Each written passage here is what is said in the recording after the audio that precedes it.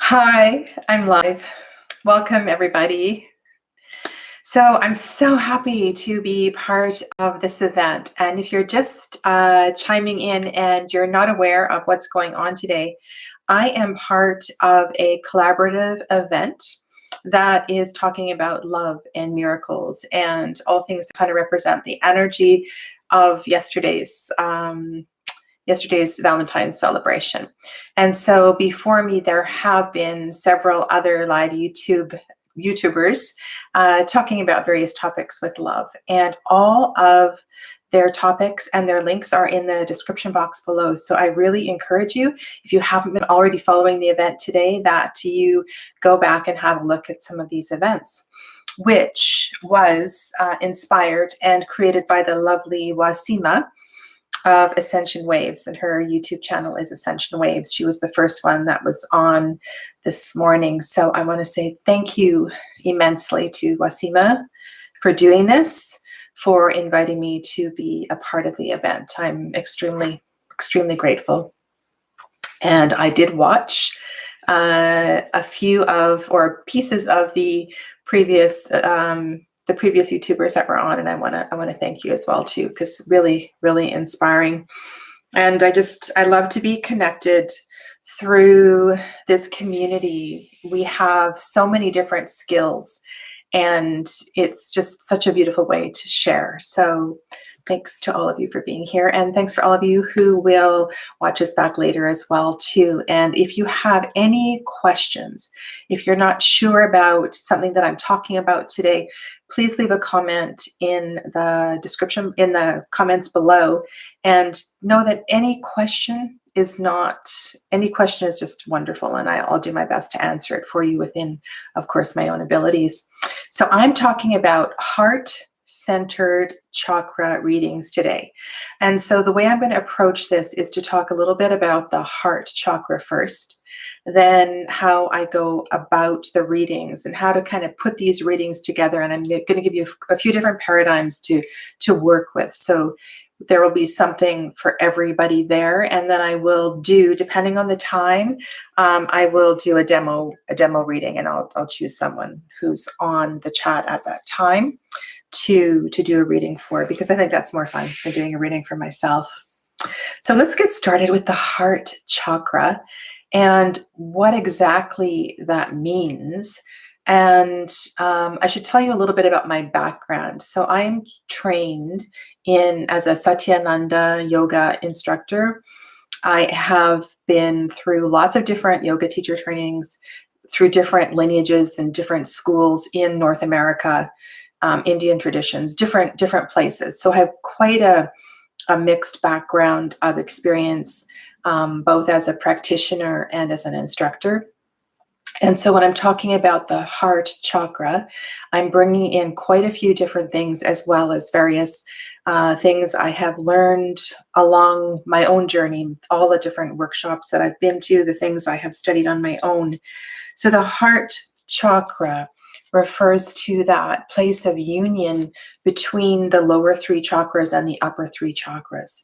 And we come together in this very powerful, energetic heart space, where we have I'm kind of actually stepping ahead of myself, where we have this union of the lower and the upper chakras. But I see some people are chiming in, so I just want to say hi to Lena, and hi to Kyle. I'm really glad that you're here. And those of you that are watching without commenting, hi to all of you as well too. And I will from time to time check back with the chat, but I do need to put my glasses on to do that. So I've got quite a few notes here, and I'm going to refer to my notes just so I stay and get as much content in for you as possible. So the heart chakra is known as the unstruck or the unbeaten. So that's what the anahat refers to in Sanskrit. And so I want you to think of a constant pulse that is always with us in the universe. And when I think of anahat, when I think of the heart chakra, I think of the connection, the vibration of course, the physical cardiac plexus and what is happening there, but also the connection of that pulse with the universe and with the earth itself. And I've spoken quite a few times about how I experienced that personally, but there's this deep, deep sense of when we come into the understanding of the Anahat chakra, the heart chakra, to really learn to listen better and to be a little quieter so that our own frequencies can be brought into harmony from the greater frequencies that are around us all the time.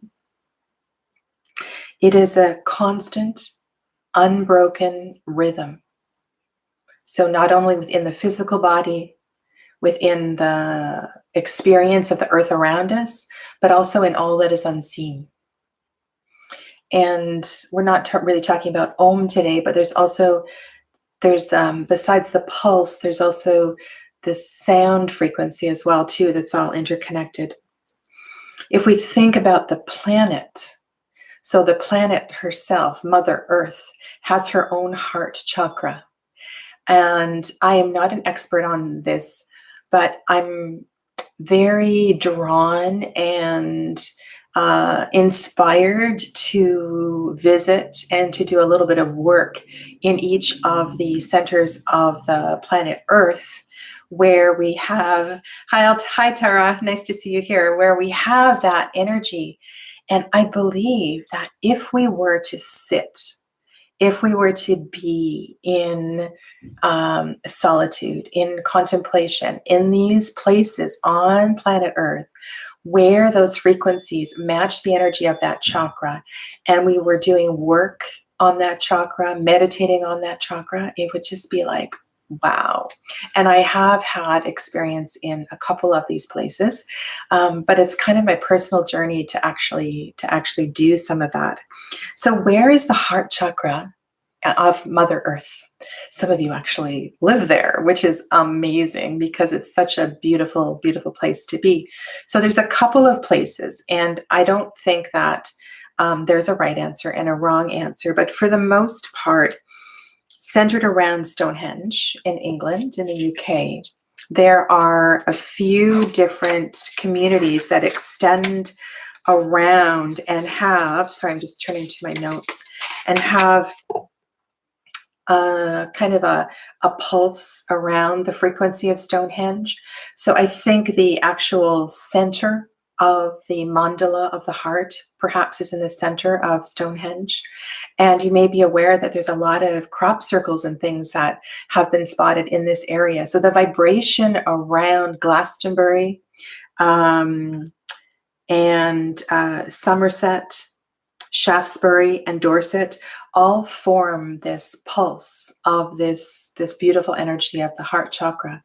So to actually do some of this work there, I'm sure would, and I haven't been to this part of the world, would be extremely, extremely powerful. And one of the things that we can do through the power of intention, through the beauty of the internet, through photographs, through different websites, is to bring the frequency of that part of the world into our meditation.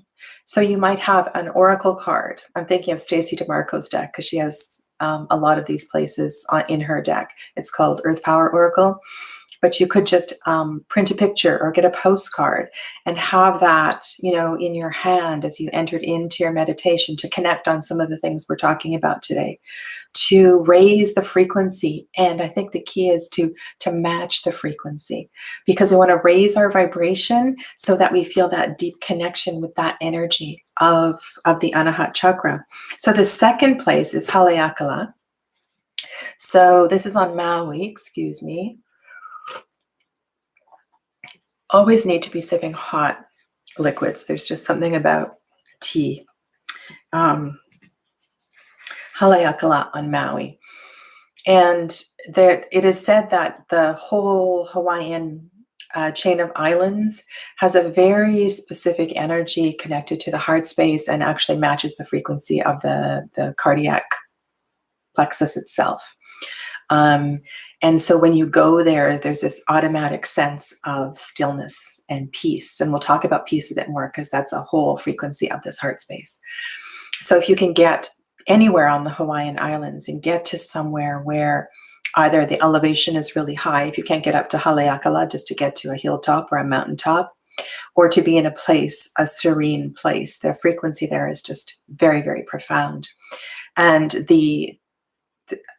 two other things I'm going to say, because I didn't want to spend a lot of time on this, but the frequency of the Hawaiian Islands and the frequency of Mount Shasta, which is in California, is connected to the ancient civilization of Lemuria, and that very feminine energy really, really supports the nurturing and the healing of the heart space. Glastonbury, on the other hand, the area around Stonehenge, is connected to Uluru in Australia, which connects to the root chakra. Sorry, no, the Manipura chakra, the solar plexus chakra. So there are, if you look at, I'm sure you've seen the diagrams of the planet where you can see the ley lines that are connecting different points on the earth. So there's a very strong ley line that connects Glastonbury with, it's called Ayers Rock in English, I believe, in Australia. And so we have these energetic connections on the planet. So picking up these, actually physically going to the places or bringing these into your meditations could be a really beautiful part of the experience. So physically in your own body, where is the heart chakra located?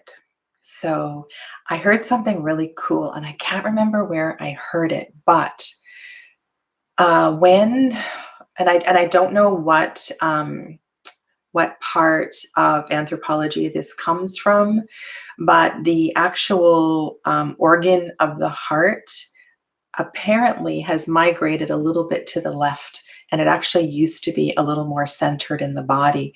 And I'm actually going to spend some time researching this and finding out where this came from, because it's very, very interesting to me. But physically in the body, of course, it's located a little bit over to the left. But when we're talking about the energetic heart space, you want to go right into the sternum. And so this is the frontal point for the heart chakra. And what you should do is look in a mirror and then take your hand right to your back and become very aware of that line that connects the frontal point to the back point, because there are, we might do one today, different meditations where you want to connect this frontal point to that point on the spine and to really focus on bringing the breath and the awareness deep into that point. And then somewhere in the center, we kind of get lost in other images and other things. So the physical location, I've talked about that. In yoga, it's known as the Hridayakash, the space within the heart where the purity resides. And it is directly connected to the centers of the brain that control and affect things like dance and music and painting and poetry. When we focus on this space, there's a lot of different schools of thought on color. And I suggest that as you begin to work and learn more about the Ouassima, more about the heart space, that you don't get too wrapped up on color. I think through kind of Western teachings, we've really begun to associate the colors of the rainbow with the chakras. So we go up from the bottom: red, orange, yellow, green, blue, indigo, violet. But there are other schools of teaching around color. And so when you close your eyes and you are focusing on a particular chakra, really allow whatever color arises for you to be there and to be in that space. So a lot of the schools, like when you're working with crystal things, I'm going to show you some of my crystals because I brought them to the table. There's this real kind of most familiar teaching about the green and the pink for the heart chakra, and the green being the more healing energy, the dealing with the grief and the processing of the more challenging aspects of the issues of the heart, and the pink resonating with the unconditional love, specifically the love of the mother. But if you look at other schools of thought and the space of the heart, you'll even see images of the heart chakra represented as crimson, so red, right, which connects deeply to the color of blood. And you would most often associate that with the root chakra. But if that comes up for you, just allow that to move forward. Allow that to, hi Marjorie, thank you. Allow that to just to be there, because that's the frequency that you need at that time. So whether we're talking about sound or light or thought or color, these all have frequencies, and these frequencies will all kind of find their way together to deliver, to manifest whatever it is that you need. So in the Satyananda lineage, the color for the heart chakra is blue. This is Argentinian onyx. This is a beautiful heart that I found a few years ago. Isn't it gorgeous? And it looks a bit like the earth, looks a bit like a lake. And I'm going to talk a little bit about the heart, the lotus of the heart space in a second, and I'm going to bring in that image of the lake. This is another one that I work with a lot. So I use a lot of amethyst when I'm working with the heart space. Amethyst is just such a beautiful, beautiful healing stone, and I feel that you can never go wrong with amethyst. It's just the power of intention also with crystals is really, really important. So amethyst works really well. I'll just show you one more because I've got a whole pile of them here. This one, which I really should return to the earth. So one of the things I learned is when your crystals become damaged or you break them and something happened, I think this one fell on the ground, it's got a chip in one of the tips, has a little bit of, it's a ruby in it. So it's ruby fuchsite. And the reason that it really kind of works for me is because it has that pink and the green all kind of connected together. So my point here was just to allow whatever color comes up for you to come up. Yeah. So if you look at the chakra charts, so if you have either a banner or a poster, a lot of the chakra charts and the mandalas, the symbols, the yantras, have a lot of, artistic license, a lot of artistic license. And so generally speaking, if you are really trying to tap into the frequency of the chakras, it would be worthwhile taking a moment to count the petals to make sure it's got the right number of petals, make sure that the symbols are in the right direction. A lot of times people don't know what they're doing when they're creating these banners and these mandalas. So I feel that if you are really serious about your work, it's worthwhile taking time to kind of get to know what it is that you're hanging up and what it is you're meditating on, because it is kind of important. So the lotus for the heart chakra is, in the lineage that I come from, is blue. And I'll get to why it's blue later. It has 12 petals. So for sure, in all of the teachings, through all of the people that I worked with, the heart chakra always has 12 petals. So make sure that on your point of focus on your banner that you have a 12-petal lotus. Inside that 12-petal lotus, there is a hexagram, and that is probably the most common symbol, and that's what we're going to work with in the readings today. So we have 6 points, and those 6 points represent the, I should have made some triangles for you. So the downward facing triangle, so the chalice representing the feminine energy or the lunar energy. And then the upward facing triangle representing the solar energy. So that hexagram is the union of those two, which I mentioned at the beginning. The element for the heart chakra is air. Okay, so when we're talking about tarot, this is kind of when it gets a little muddy and confusing, because when we think of the suit of cups and we think of all that, we think of the element of water. But in specifically speaking, working with the chakras, the element for the heart chakra is air. And that has to do with the unstruck sound and that resonance and that frequency. I have a lot of things written down here. So that female lunar energy represents in the yogic tradition. So this is Shakti and this is Shiva. So we're talking about Shakti, the lunar energy, the feminine energy is all that is manifest on this earth. So everything from your tablecloth to the plants that are around you to, hi Sherry Bug, to everything, the rain that's falling from the sky right now outside my window is a manifestation of Shakti. Okay. And all that is unseen is a manifestation of Shiva. Okay. So that is the consciousness. Inside. So first of all, we have the 12-petal lotus. Oh, I have a beautiful picture here for you. Look at this one. This is a really beautiful photo. Maybe you can take a screenshot of this. So inside the 12-petaled lotus, we have the hexagram.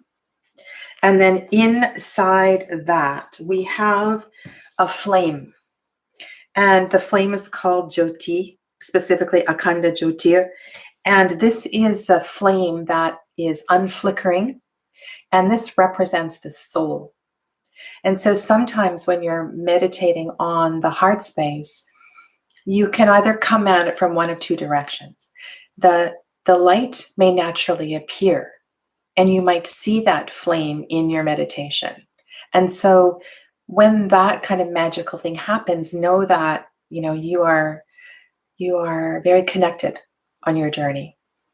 But the other way is to go in very specifically and to focus on that still flame at the center of the heart space when you close your eyes. So, you know, there's different ways to kind of get in there and focus on that. So that eternal unflickering flame represents the, in Sanskrit, it's known as the Jivatma, the individual soul. So your own soul, that is the home of the soul in the yogic teachings. So there's so many pieces to this. So when I'm doing a reading, I try to bring in a lot of different things. And if people are asking, the things come up with health.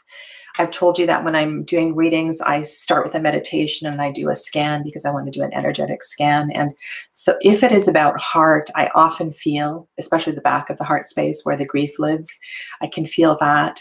But also sometimes when I open my eyes, I can see things on the skin.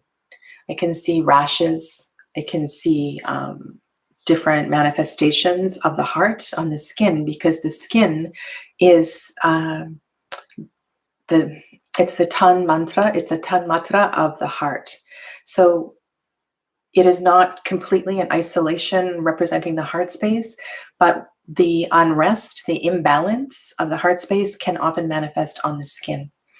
And I can tell you something that happened to me. So I promise I won't share too many personal stories, but when my mother died, her sister was not able to come to the service. And she was in her own story at that time.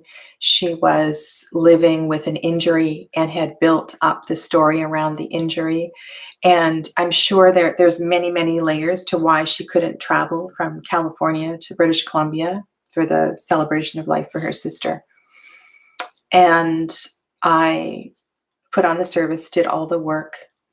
And my cousin, her daughter, didn't come. Nobody from that side of the family came. And several months later, I went to California and I connected with my aunt and my cousins, and I brought a scrapbook that I had made of the photos from the celebration, some of the mementos, and I shared it with them. And while I was, actually before I met with them, I developed this unbelievable kind of like a heat rash, like that. And I wasn't overheated. I was in California, so of course it's warm, and I had exposed skin, and I was in the sun, granted all of those things, but it was completely, it was so unexpected and not characteristic of usually what happens to me in the sun. And so I was really confused. And so I went back to my hotel and I called my yoga teacher, and she kind of walked me through this and asked me what it was that I was angry about and what it was in actually coming to California and being in the energy of facing my aunt and talking to my cousin and kind of resolving that. So that what was happening in my heart, that sadness, that anger had manifested on my skin. And she walked me through it, and we went through different things to cool it. And I had it cooled and I had it resolved within an hour through the different things that she had guided me through. And it was it was one of those things that happens that you go, okay, I really get this. And I really respect this kind of work. So I encourage you to watch your skin in relation to your heart. Okay. So that's a really important connection. All right. So when we are focusing on the heart space, I am assuming that if you're working on the heart chakra, you have done a little bit of work on the lower 3 chakras. It's very, very difficult just to dive into the heart space because it is so complex and there's a lot of stuff going on there. But there is, when you get to that place where you're ready to do some work on the heart chakra, that you really, much like a rocket, you need to kind of, the lower 3 chakras have a very kind of a lower frequency. They're heavy. They're affected by gravity tremendously. They're tremendously affected by the pulse of the earth and all that is around you. And moving into the heart space, you kind of need to have that resolve of kind of blasting away from that and not allowing the gravitational pull, the negative energy, the muddiness, the murkiness, the pessimistic people, any of the darkness around you to bring you back down. You just really need to kind of have your focus on the light, so that it is said that once you start working here, if you mess up, it's very hard to come back here. And I think that over many of us who are doing this kind of work have been kind of been here for a little bit, or at least we're working in the Manipura chakra. And a lot of us are kind of trying to blast through that barrier. So the diaphragm actually in the physical body represents that thing that we're blasting through. So my point is that if you want to start really kind of healing the heart space, there comes this point where we have to resolve to leave the mud behind. And I think this is the point in time where sometimes friendships come to an end. It's where divorce happens because one partner isn't ready to do the work. It's when we just really feel this shift where we need to step into our own power, step into our own practices. And a lot of things can happen. I actually made a list here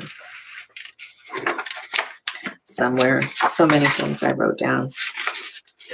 When Anahat blooms, you must have a very good Sangha. So you must be in a very positive light community. So what I just said. Physically, mentally, spiritually, be at peace with yourself. and never be negative about any situation. So when we come to this healing space of the heart, it can be really tricky, because to always find the gold in the most challenging situations or the most challenging people can be really hard. And the tendency is, for most people, is to do a little bit of spiritual work and a little bit of work on themselves, and then kind of fall back to their old habits. But there's this pull. We're pulling. It's hard, right? Because you're moving away from gravity. You're moving towards the light, right? You're moving to this higher frequency. And so the resolve really needs to be strong. Hi, Jen. Nice to have you here. So these are some of the things that are all simultaneously running through my head as I'm doing a reading on the heart chakra. Here's something else. Just as sun removes darkness, love removes ego. So remember, I was talking about the diaphragm. So ego is connected to the Manipura, the solar plexus chakra. And so here we have love, and here we have ego. So sun is going to remove the darkness, and love is going to remove the ego. So maybe that will work for some of you. Before I get to the cards, one last thing. So I just want to touch on mantra. So mantra. The power of mantra for healing the heart space and working with the heart space is, I cannot emphasize enough. So if mantra is not part of your practice, the mantra has, it's in the school of bhakti yoga, so devotional yoga. And so the idea is that you chant mantra to purify the heart space and to embody and to understand the frequency of love. Bhakti refers to love, devotion. And so each of the chakras has a seed sound. And so one of the sound of this space is yam.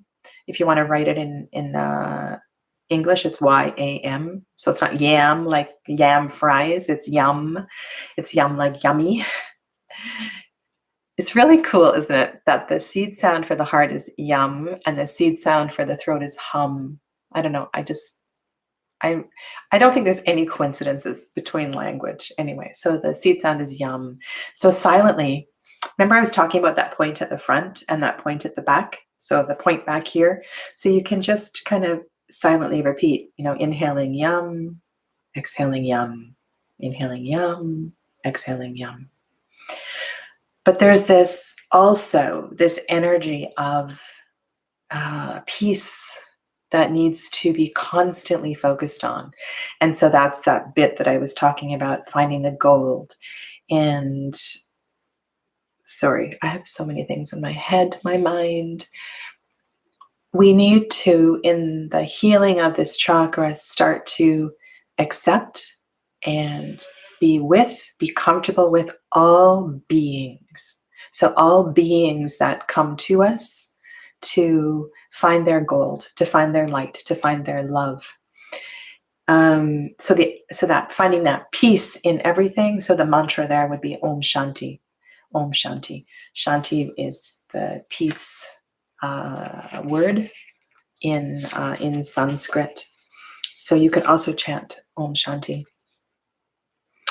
So universal love, unlimited love of all beings, and love free from expectation, unconditional love. That is the medicine of this heart space. Okay, so love for all beings. This is just the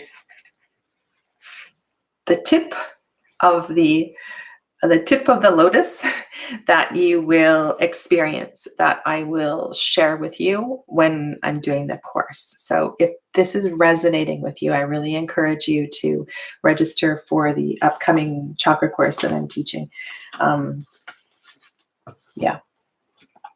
After, I'll put a link to it in the description box below. So let's get to the cards and the readings, because I know that's why a lot of you are here. So remember I was talking about the hexagram. So think about the fire and the water. So they come together in this heart space. And I have done other videos on this, and I'll link those other videos below about chakra readings.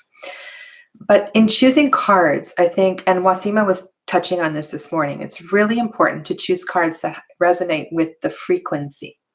So that lower triangle is the energy of Shakti. So Shakti, moon, water, feminine energy, softness, fluidity, creativity, all of those things.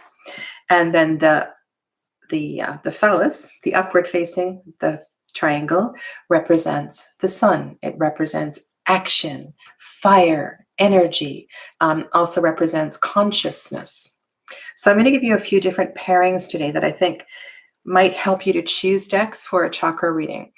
And of course, you can simply use one deck and just assign the positions in the spread. And I'll talk about a couple different spreads, but it's kind of cool if you choose 3 cards for the upper triangle and 3 cards for the lower triangle.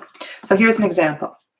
So here's Line Strider, which is a very liminal kind of deck, right? It's very, very watery. And then Llewellyn, to me, is, and just in the coloration of the cards, is very, very fiery energy. And it feels very warm and very sunny. So we've got cool and warm. So this is something that I kind of look to. Now, if you like Anna Maria Ferguson's artwork, the Llewellyn deck is very, very gold.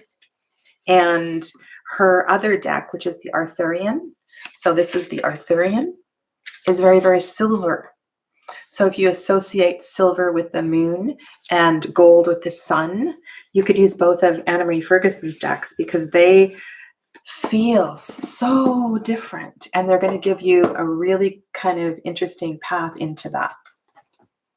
If you work with oracle cards, you could use something like this. So you could use Kuan Yin energy in the chalice, and then you could use something like the Buddhism reading cards for the blade, right? So then you have this union of kind of divine feminine and divine masculine energy in the lower and the upper part of the cards.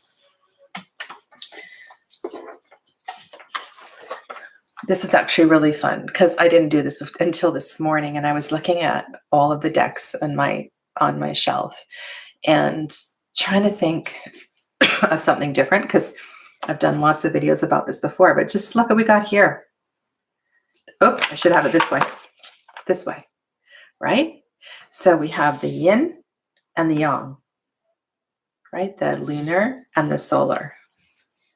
Isn't that cool? And they were just sitting there on my shelf. And if you know me, you know I love, love, love these decks, especially the lily white. And that's really interesting in itself, right? So, and I've got quite a few here for you. So sometimes, remember I was saying the lower 3 chakras are kind of muddy and murky? I'm just going to read what MoonCoach said. I agree, there are no coincidences with language symbolism. So much hidden meaning in the root of words and the sounds of cultures. Yeah, so powerful. So those 3 lower chakras being full of mud and realism. And this is a deck that really deals with the mud and the murkiness and the realism of the lower 3 chakras, right? This is an in-your-face, let's deal with our crap kind of deck. So if this represented the lower chakras, and I know Ouassima used this morning, I would use something like this on the upper 3 chakras. And I see this deck quite differently than Ouassima sees it. And so I'll explain what I mean in a second. I just feel that these 2 do something very, very different. And it just feels like they vibrate in a way that we need to learn to kind of bring these 2 energies together. So Ouassima said she found this a very watery deck. And I understand that because of the watercolor paintings. So this is the Chamonix Tarot. And if you look at some of the cards, okay, so I won't go to swords because that's not really what I'm thinking. So here's the Temperance card in this deck, right? So it feels very, very watery. which you would think would place in the lower chakra.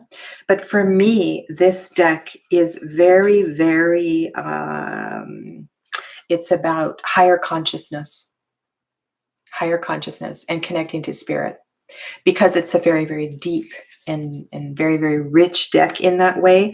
And so that's why I would use this deck for the upper 3 chakras and use something like the New Era elements for the lower 3 chakras. Do you understand what I mean there? Does that make sense? And I want to say that you might have a different feeling. Your intuition might go in a different way, and that is totally okay. So here's something similar. Sorry, I don't have the boxes for all of these. I don't have room for all of the boxes in my cabinet. So this is the Margaret Peterson. And if you look at the Margaret Peterson, the backs as well too. But if you look at the front of the Margaret Peterson, right, it is either gold and a lot of blue, which connects really beautifully with the higher chakras, right? So the Shiva energy. And then this one here, right? We have a lot of silver, and it's very, very, so this is shadowscapes trimmed. So I would use this for the cup and this for the blade, right? So, yeah, and I actually might use these two for a reading. I just feel like, when I sit in front of my cabinet and I think about putting these videos together, these decks just kind of it's like they walk off the shelf into my hands. Sadhana, you need to use these 2 decks today. And I've talked about packing up my basket. I actually have a wicker basket that I take when I go and do readings. And it's the same thing. Like, what am I supposed to take today? And it's like they go, pick me, pick me.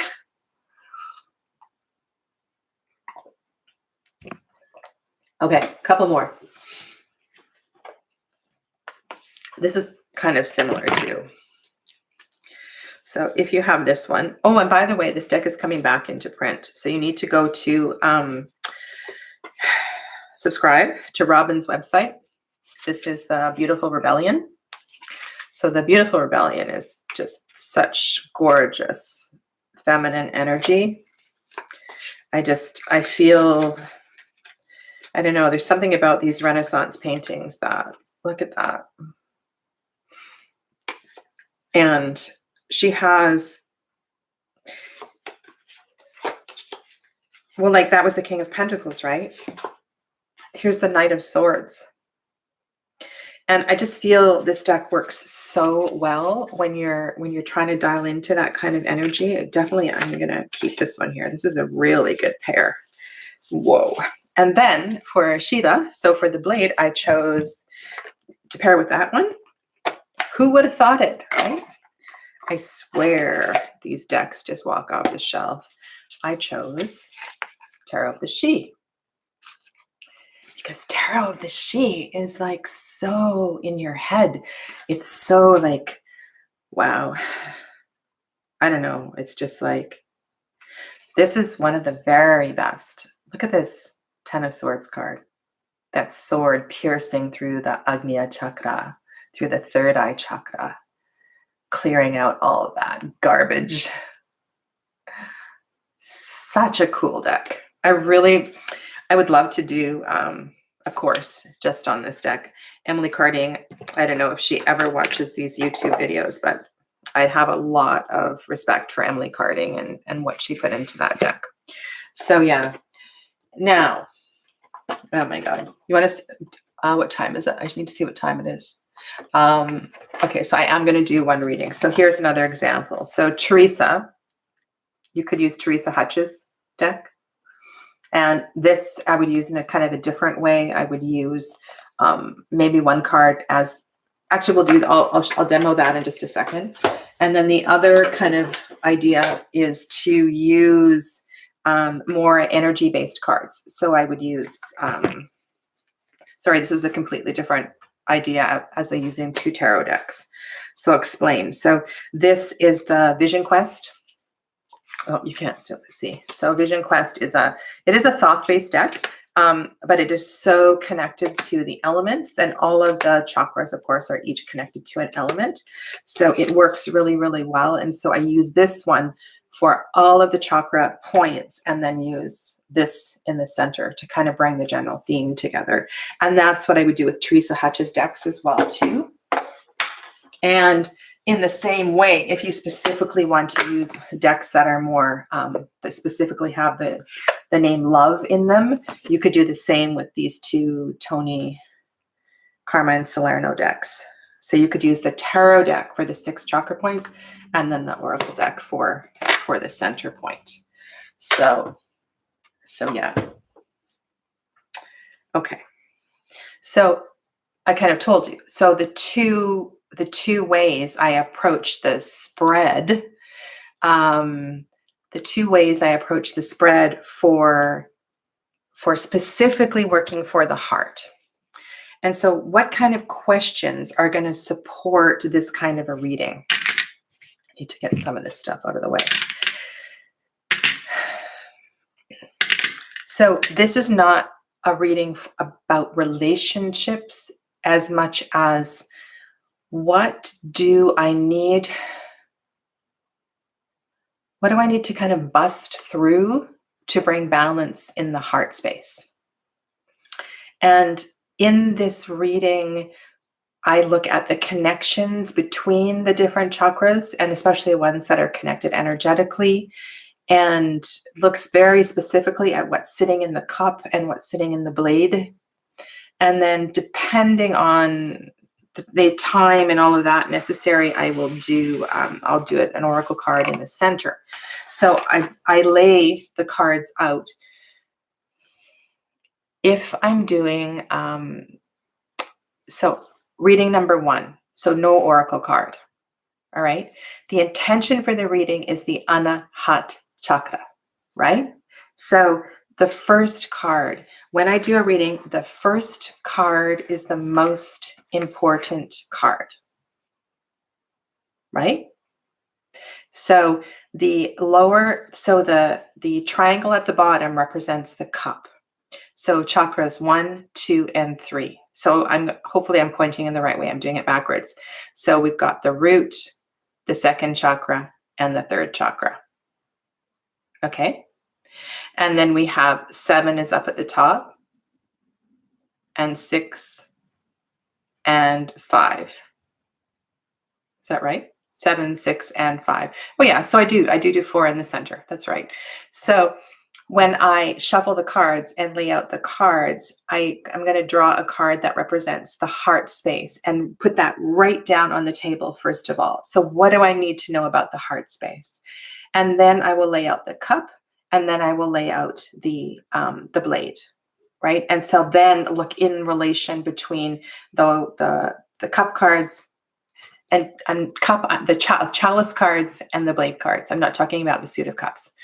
So, and then how those are going to interplay with the heart space. So if we can, I'm going to demo one reading. And so let's just say the first person who has not had a free reading with me this year, to put up your question in relation to healing the heart space. Okay. And I'm going to use, I'm going to use Tarot of the She and Beautiful Rebellion. Okay. All right, Jen. How can I heal my heart with my daughter? Okay. So this is the only reading I'm doing, so nobody else put up any questions, please. All right. So Jen, I would like you to get comfortable. Okay. Get really comfortable. And close your eyes and move to your breath. Put one hand on your belly, one hand on your heart. And just take a few really, really deep breaths.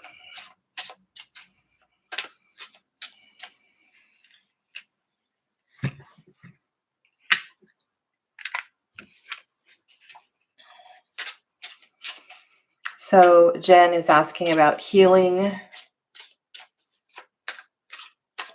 with her daughter. And so I'm going to lay down one card for the overall theme, and I'm going to take that from the Beautiful Rebellion Tarot. And then I'm going to lay out the chalice, and then I'm going to use the other 3 cards for the Tarot of the Sheep.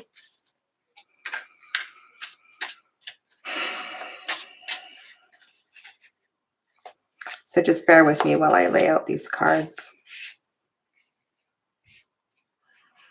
The card in the center is it's the 8 of Pentacles.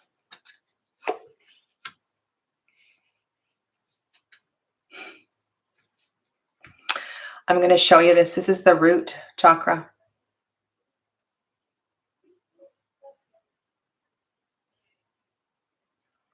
At any point, did you violate your relationship by reading her diary or looking at her text messages or something like that? Or did she do that to you? You know, the 7 of Swords is often about something that has been taken.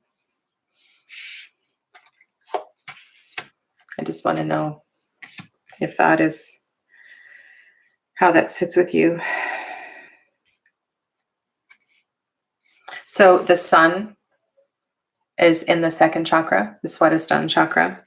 The Queen of Cups is in the Manipura chakra.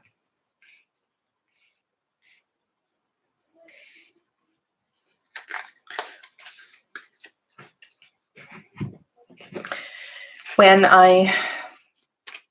I'm doing this kind of a reading, I'm going to look also at the energy of each of the chakras. So the root is representing the earth, and we have the water in the sacral chakra, right, in the Swadhisthana, and the fire.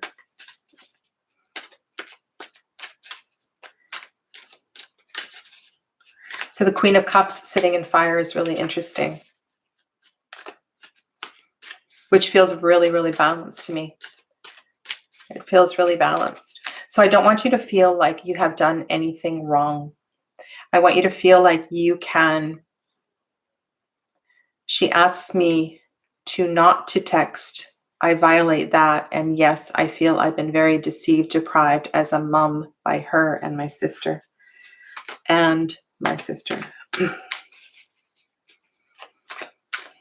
So with the sun sitting in Swadhisthana, so the sun is sitting in the element of water, and the Queen of Cups is sitting in the element of fire.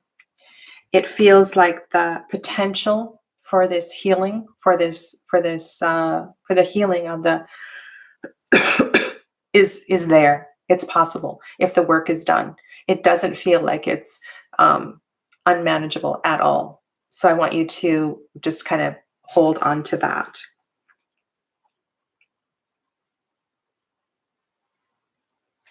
Okay.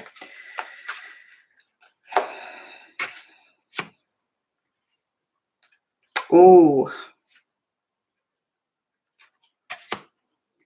Sorry. I didn't mean to say ooh. Don't you hate it when people do that? Okay.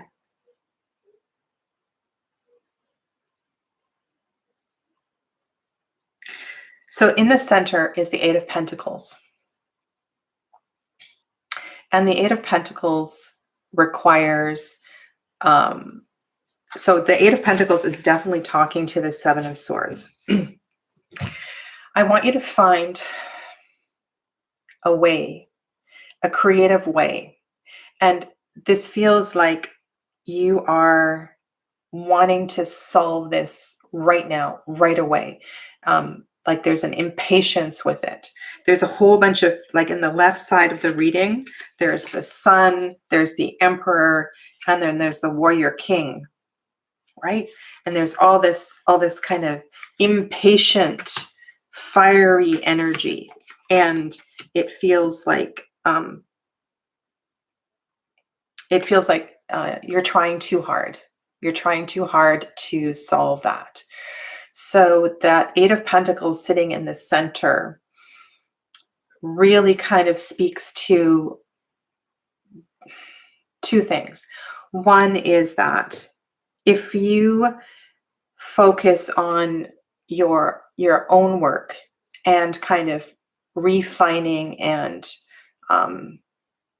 putting your energy into yourself. So one of the questions I want to ask you is, what is it that upsets you so much about the relationship?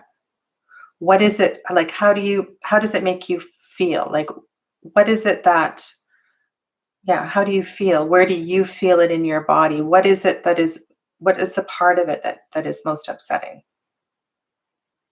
Okay, so can you answer that question? Because it's a pretty important question. So rather than, those fiery cards feel external, like they feel like you are wanting to act and to do a fix. They feel like you're a fixer.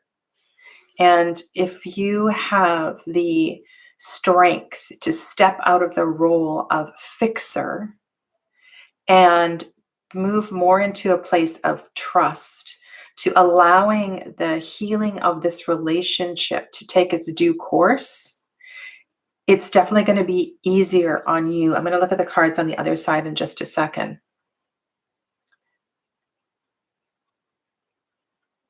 Oh, okay.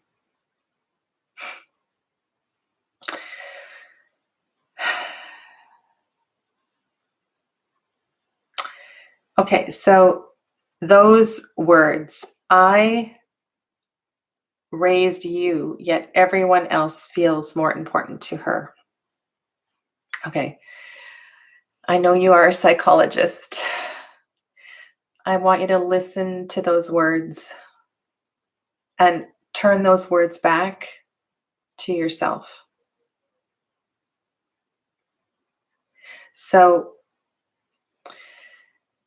she might be mirroring this ache that you feel within yourself. So remember I said this is all fire, right? All this fire on the left side of the reading, on the feminine side of the reading, is that it's that out of balance in the Manipura chakra. It's that out of balance in the solar plexus. The solar plexus is overactive. You need to cool the solar plexus. You need to move from that place of doing into a more receptive state, into a place of trust and allowing things to take their due course, allowing the universe to move you, to flow through you. One of the best ways to work through healing in the solar plexus chakra is to do karma yoga. And this is the kind of service, selfless service, where you walk into the nursing home, you walk into the group home, you go to the ashram, and you do whatever you're told, and you just really find the beauty and the grace, and you take on the role of service as purification to yourself, not as I think. Holy crap. I watched your A to Z yesterday. And one of the things you said, I'm pretty sure you said you were passionate about, was helping. I'm going to tie this all together for you, Jen. And if we might go over just by a few minutes. So I'm pretty sure it was you who said you're passionate about helping. So there's this really fine line about helping, and helping from the ego, as opposed to helping for your own journey, for your own purification, for your own spiritual evolvement. In that there is no judgment. All you do is you observe and you watch how it is affecting you and how it is making you feel. And so rather than focusing your energy on, that's what this Eight of Pentacles is, rather than focusing your energy on fixing the relationship with your daughter and fixing the relationship with your sister, the other way into this is to move into a place once a week, once a month, where you can step into this act of service where you kind of just go in completely empty. And it's a completely different mentality than volunteer work. And it's very hard to kind of explain in words. It's a feeling. The intention is completely different. You're not going in to help anybody. You're not going in to fix anybody. You're not going in to show anybody anything. You just go in and you be there. You do as you're told. You hold space and you observe yourself. And it is the fastest way to purify the Manipura chakra, the solar plexus chakra, which is right now feels kind of a little bit out of whack. Now, I am reading this reading totally spontaneously and out of positional order, because that is what is coming up for me during this reading. So one of the most important, I don't think there's anybody on after me. So if you want to sign off and go to the next person, but I don't think there is a next person, I don't feel badly about that. So thank you for being here if you have to sign off, but I'm going to carry on with this because this is a really kind of juicy part about reading and reading intuitively. So I laid these cards out specifically for each chakra, right? And the root chakra really, really spoke to me. The heart chakra really, really spoke to me. But over here on the cards that I'm looking on the left side, told a story. They were telling a story. And so I allowed that story to come forth. The card that's actually in the Manipura chakra is the Queen of Cups. And she's sitting over there completely understanding the element of water and sitting there bringing the element of fire into balance, almost as if she is the higher energy, the higher the guide for Jen, right? And so if I were just to look at this as the energy of what is actually going on here, I wouldn't be able to get to the heart of the reading. So it's really important to allow the cards to tell the story. And yes, it's cool to have fixed positions, but at the same time, trust yourself as a reader to allow whatever's emerging to emerge, and don't go, oh yeah, I messed that up. I'm supposed to be focusing on the throat chakra here. Okay. So I can get that initial impression and then go back and look at what's going on. Okay. So actually in the throat chakra, we have the Emperor card. So the Emperor in the throat chakra is way too strong for Jen right now. The healing of the throat is in the coolness and the softness, which is the general theme for this whole reading. Jen needs to burn through all this fire in order to bring the heart space into balance, right?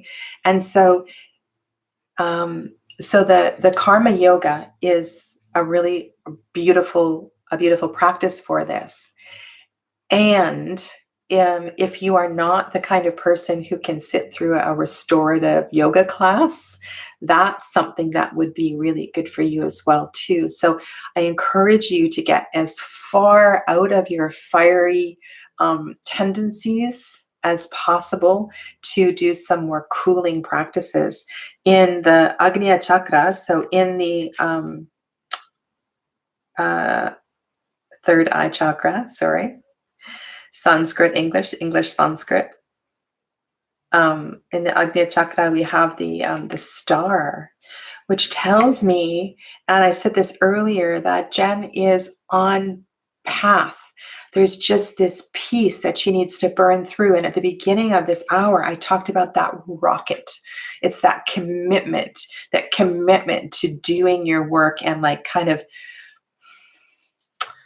I don't know, like leaving right now, leaving the relationship with, right now I'm just kind of downloading here. So I'm just kind of going for it.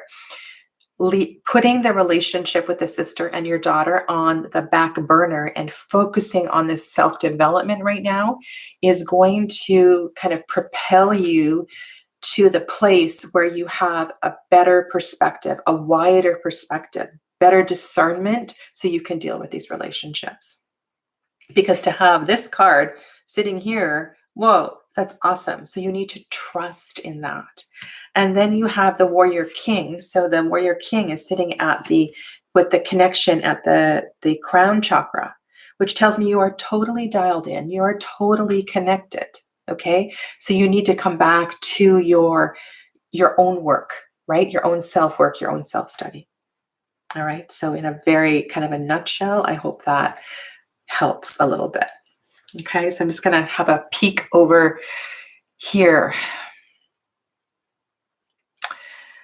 Yes, I'm a parent of 4 children. I'm sure I've shared that with you before. So I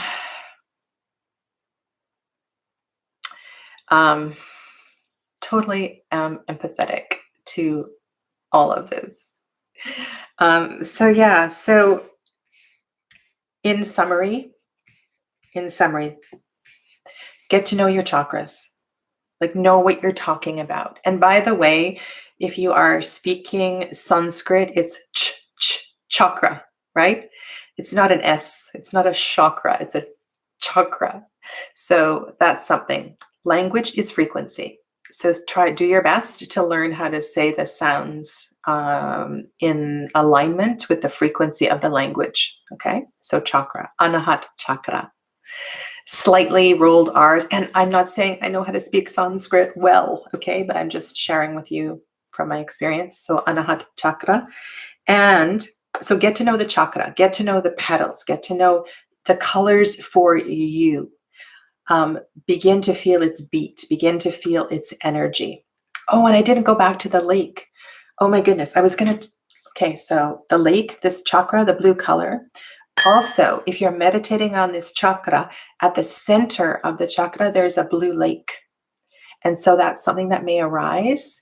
And I think that is why some of the swamis have seen the lotus as blue, because at the center of the energy, of the frequency of the Anahat chakra is this blue lake.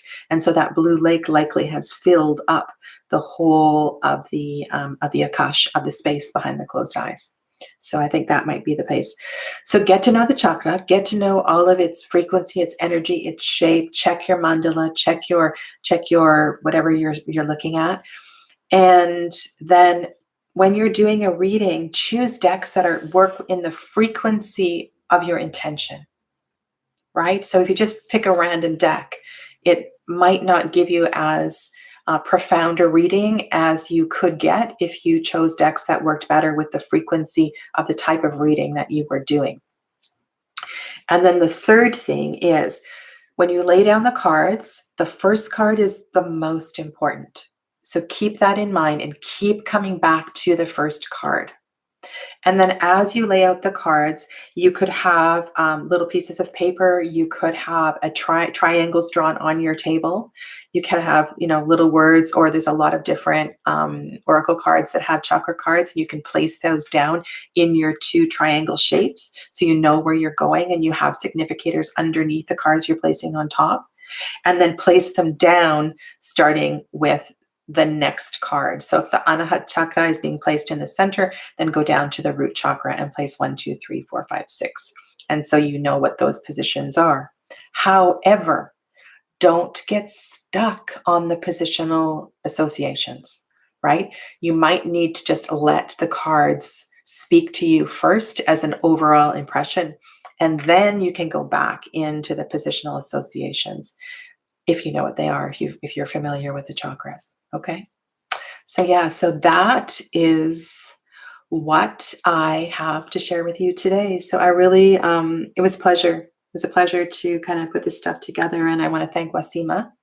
And if you want to work with me more, when I'm done, once I'm finished and the video's processing, I'll put that link for my course. But if you go to my channel page. It's green. There's a video that's, it has a green thumbnail and it says Journey Through the Chakras, and that'll take you to the link for the course. And I'm teaching the introduction. I have a separate button to register for the introduction. If you sign up for the introduction and you think, okay, yeah, I want to do the whole course, then I will take the price of the introduction off the whole course, and then you can register for that. So we'll do that. I'll add that button later. It's not there right now. So just know I'll look after you, okay? So thanks very much for being here. Stay well, my friends, and thanks to everybody. Namaste.